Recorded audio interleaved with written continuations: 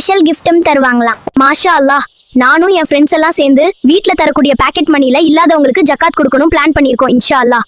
அதே மாதிரி நாங்க டீமா பணம் கலெக்ட் பண்ணி பள்ளிவாசல்ல ஒரு நாள் இஃப்தார் வைக்க போறோம்.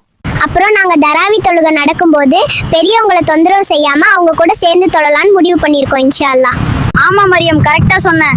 நாங்களும் நினைச்சிருக்கோம் இந்த தடவை பேருக்கு 2 ரக்கத் தராவி தொழுதுட்டு மைதானத்துல விளையாடி கூச்சலிட்டு பெரியவங்களை தொந்தரவு பண்ணாம அவங்களோட சேர்ந்து தொழணும். அப்புறம் அண்ணா சகருக்கு உங்க கூடவே என்னை எழுப்பி விட்டுருங்க. சில நேரம் நான் எந்திரிக்கலைன்னா சரி தூங்கட்டும்னு என்னை விட்டுறாதீங்க. அப்புறம் நான் பட்னி நோம்பு தான் வைக்கணும். பட்னி நோம்பெல்லாம் வைக்க கூடாது. சகர் செய்யறதுல தான் பரக்கத்து இருக்குன்னு நபி ஸல்லல்லாஹு அலைஹி வஸல்லம் சொல்லியிருக்காங்க. அதனால இன்ஷா அல்லாஹ் கண்டிப்பா எழுப்புவேன்.